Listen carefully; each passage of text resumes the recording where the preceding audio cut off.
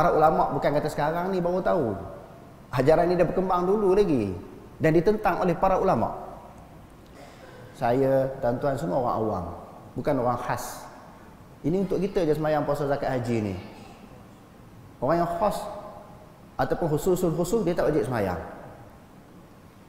Ajaran ni ada ke di Malaysia? Ada dia yang saya sebut ni. Bukan kata duduk dalam kitab ratus-ratus tahun dulu. Haklah ni pun ada. Sebab tu kita nak bongkarkan ajaran ni salah. Pihak berwajib kena ambil perhatian. Bagi tekanan. Bagi hukuman supaya ajaran ini tidak tersebar.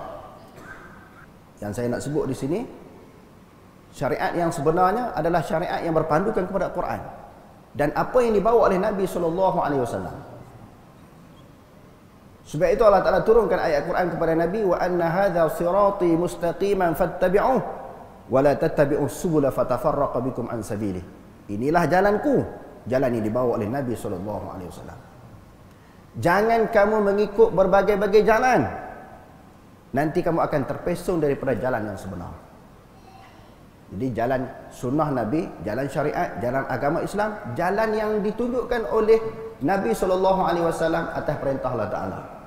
Lari daripada tu, kira terpesong, dikira tersesat. Yang kedua, hadirin sekalian, saya nak baca sikit sudutan daripada kitab Fiqhus Sufi.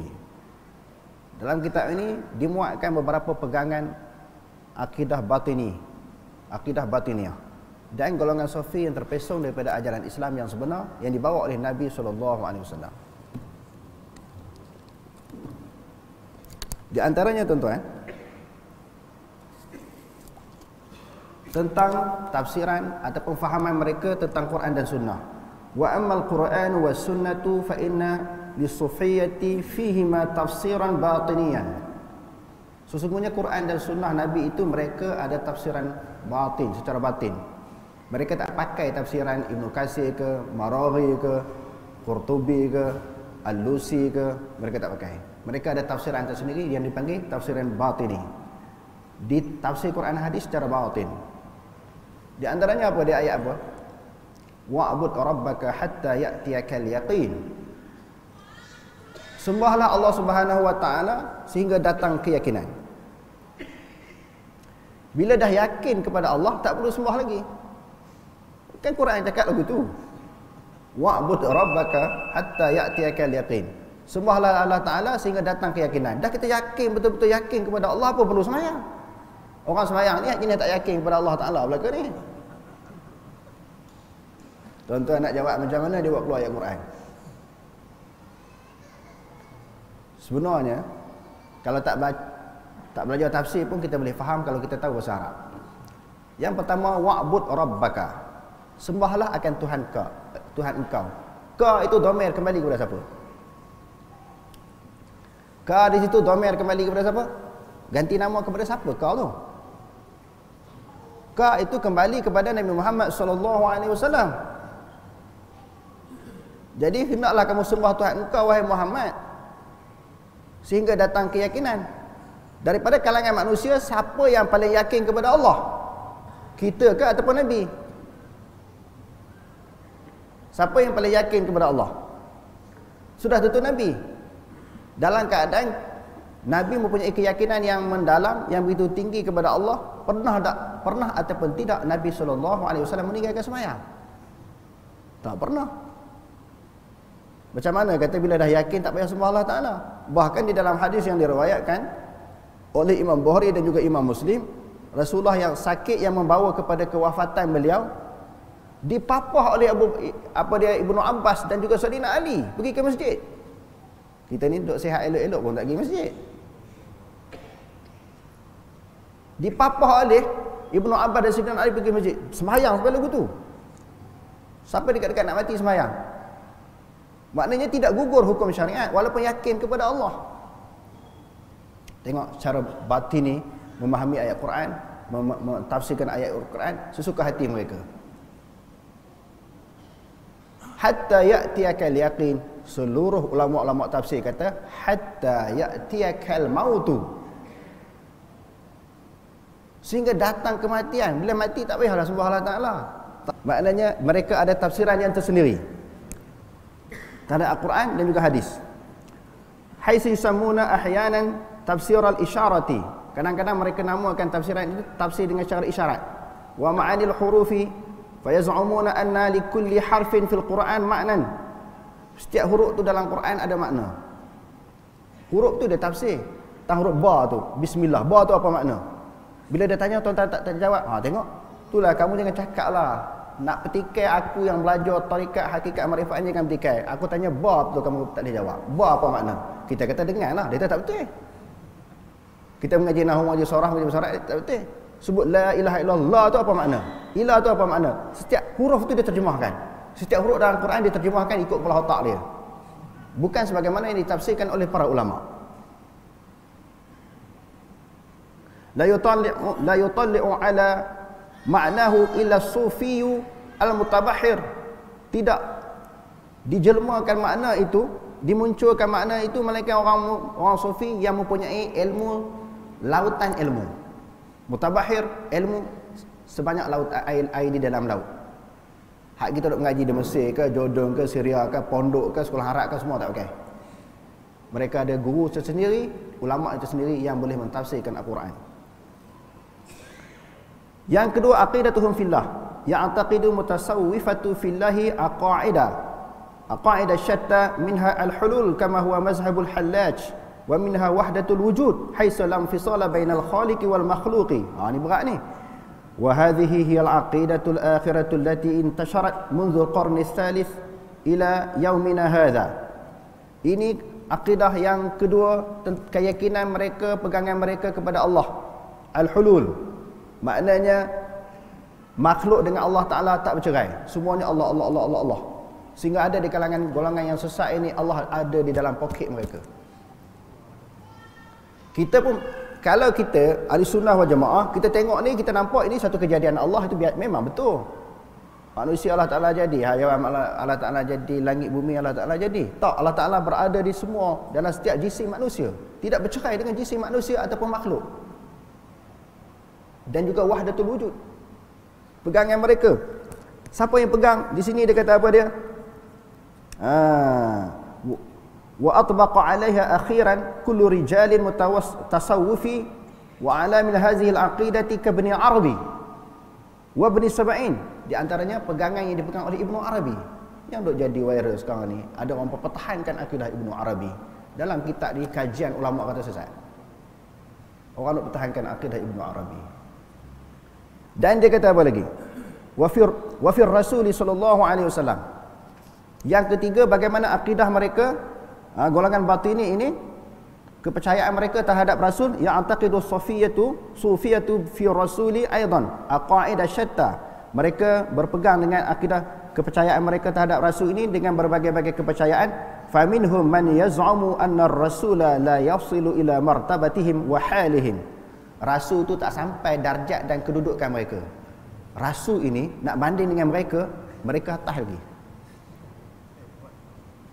Bagi kita, Rasul ni atas pada semua manusia, bahkan atas pada malaikat. Ini pegangan ahli sunnah wal jamaah. Bagi mereka, Rasul ni bawah lagi. Sebab Rasul ni dia beramal dengan syariat zahir, mereka beramal dengan syariat batin.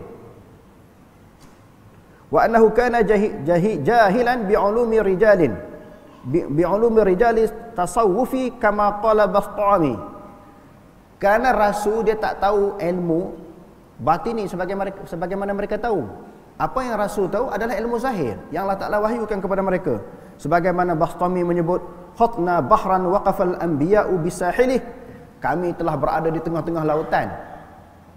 Para nabi duduk tepi pantai baru. Ilmu para nabi duduk tepi pantai, kami duduk tengah lautan dah. Bahaya tak etika pegangan macam tu? Sangat bahaya. Ada tak zaman sekarang? Memang ada. Dan saya cuba ringkaskan. Wa fil ibadati ya'taqiduna sufiyatu anna as-salata was-sawma wal-hajja waz-zakata hiya ibadatul awami wa amma hum fayusammuna anfusahum khassata.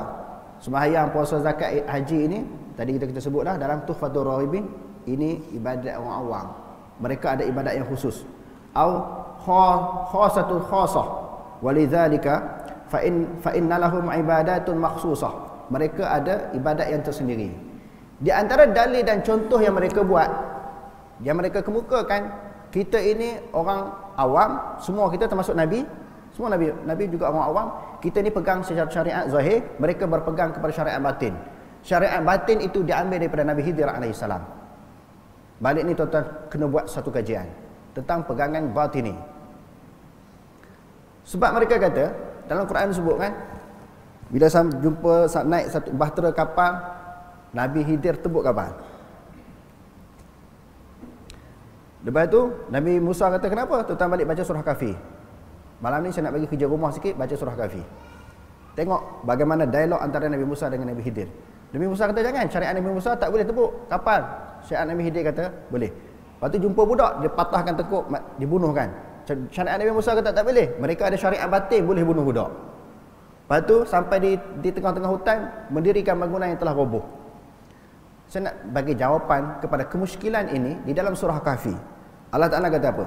Fawajada 'abdan min 'ibadina atainahu rahmatan min 'indina wa 'allamnahu min ladunna 'ilma. Nabi Khidir bukan dia beramal dengan syariat yang dengan syariat lain. Syariat Allah Ta'ala juga. Sebab itu sebahagian ulama tak mengatakan Nabi Khidir wali. Mereka mengatakan Nabi kerana Nabi adalah seseorang yang diturunkan wahyu. Nabi Musa beramal dengan syariat juga, syariat Nabi Musa. Nabi Khidir beramal dengan syariat juga, syariat Allah Ta'ala juga. Dia berbeza kerana wahyu Allah. Bukan kata Nabi Musa dengan Nabi Khidir ini yang mana satu salah. Tak salah, dua-dua betul. Nabi Musa pun diturunkan wahyu, Khidir pun diturunkan wahyu. Sebab itu Allah Ta'ala kata yang kami datangkan kepadanya ilmu ladun. Ilmu laduni lah tu. Ilmu laduni yang dimasukkan di sini adalah ilmu wahyu yang datangkan oleh Allah, bukan ilmu mimpi. Ilmu ni dapat daripada mimpi, turunkan kepada syekh dia kepada syekh, kepada syekh, kepada syekh, kepada syekh. Saya sebut kadang-kadang orang marah. Ilmu melalui mimpi ni sebab apa? Sebab apa mimpi berlaku? Sebab apa mimpi berlaku? Sebab kita suka tidur. Sikit-sikit tidur, mari ilmu dalam mimpi. Kalau kita belajar Sahih Bukhari, al-ilmu bit-ta'allum. Ilmu kena belajar. Nabi belajar tak? Nabi pun belajar dengan Allah. Para sahabat belajar tak? Belajar dengan Nabi. Tidak ada ilmu datang dengan secara mimpi. Tidak ada ilmu datang dengan secara mudah, dengan tiba-tiba dapat. Sedangkan ulama-ulama hadis nak dapat suatu hadis. Hadis adalah ilmu. Musafir kadang-kadang berbulan-bulan. Sebagaimana yang disebut oleh Imam Bukhari, safara Jabirun masirata syahrin. Seorang sahabat yang dikenali dengan Jabir musafir nak dapat satu hadis sebulan perjalanan. Punya susah nak dapat ilmu. Tiba-tiba hadis yang dapat pula hadis maudhu' kadang-kadang jumpa pula hadis dhaif. Cari pula lagi bedah siasat tentang masalah sanad dan juga matan. Cara nak dapat ilmu. Jadi saya cuba ringkaskan, saya tak sempat nak baca semua. Maka perbezaan yang jelas antara suatu syariat, suatu ilmu yang dibawa oleh Nabi SAW dengan golongan yang terpesong. Berbunyi, aku diperkenalkan diriku oleh empunya diri. Hakikatnya aku tidak mempunyai wujud. Ini salah satu daripada istilah-istilah yang dikemukakan oleh maknanya golongan batini ataupun golongan yang terpesong daripada ajaran yang dibawa oleh Nabi. Mereka mencipta satu istilah. Yang istilah ni hanya mereka yang faham. Macam saya sebut tadi, huruf ba apa makna? Bila kita tak boleh jawab yang tu, tengok, dia bukan mengaji. Sebab benda itu, istilah itu tak ada dalam Quran, tak ada dalam hadis Nabi. Tak ada dalam kitab-kitab tasawuf yang diiktiraf oleh ulama seperti Ihya Ulumuddin, kitab-kitab tasawuf yang muktabar. Tak ada istilah-istilah macam tu. Tetapi golongan ini mencipta satu istilah lalu dia tanya orang. Senang je kalau ada orang tu depan kita sendiri cipta pula satu istilah, kita tanya dia. Dia faham tak? Tu dah kamu tak mengaji. Itu istilah yang dicipta direka yang tidak ada diajar oleh Nabi SAW, kita abaikan. Apa yang kita nak jawab berdasarkan apa yang Allah Ta'ala ajar kepada Nabi SAW. Sebab Islam bukan merupakan suatu andaian. Dan Islam yang kita sebutkan tadi bukan suatu ajaran yang terkeluar daripada Quran dan juga hadis. Yang tak ada dalam Quran hadis, kita kata yang tu tak ada. Wallahu a'lam, so Allah Ta'ala saja yang mengetahui. Okey, ada lagi soalan? Satu lagi soalan. Ada yang bertanya, apakah kaitan ajaran batini dengan ilmu hakikat dan ma'rifah. Lebih kurang. Tadi dah kita sebut tadi, nama berbezalah. Tuan-tuan baca dalam kitab ni, sebuah kitab ni tuan-tuan baca Tuhfatul Raghibin. Nama apa pun, hakikatnya mempunyai pegangan yang satu. Hakikatnya mempunyai pegangan yang satu, iaitu ilmu mereka, maklumat mereka, syariat mereka berbeza dengan syariat yang dibawa oleh Nabi SAW. Yang tu yang saya sebutkan tadi, baca Quran ke hadis ke, mereka ada tafsiran secara batin. Tafsiran secara batin ini tidak ada di dalam mana-mana kitab tafsir yang muktabar, yang diiktiraf oleh para ulama. Jadi kalau mereka tanya kita, tanya tuan-tuan, sudah tentu kita tak tahu. Tengok dia tak mengaji, dia kata memang betul kita tak mengaji cara tu. Saya alhamdulillah ditakdirkan oleh Allah Taala ni masuk pengajian tafsir, masuk terjematul Quran, darah tafsir, beberapa kali tamat, tak jumpa istilah tu. Kawan saya 13 kali tamat tafsir Quran, tak rasa puas lagi. Kami di Pakistan dia ada dipanggil daurah tafsir Quran setiap bulan Ramadan, sebelum Ramadan, Syaban, Ramadan, 30 juzuk setiap tahun. 13 kali dah dia tamat, rasa tak puas lagi dia kata. Duk nak mengaji lagi. Hebatnya ilmu Quran. 13 kali dia mengaji tak jumpa istilah tu. Istilah tu ada di dalam pegangan ilmu yang dipelajari secara batin. Mereka mempunyai andaian tafsiran yang sendiri dengan istilah-istilah yang dicipta oleh ulama-ulama mereka ataupun guru-guru mereka. Wallahu a'lam. Aqulu qawli hadza wa astaghfirullahal azim li wa lakum. Wassalamu alaikum warahmatullahi taala wabarakatuh.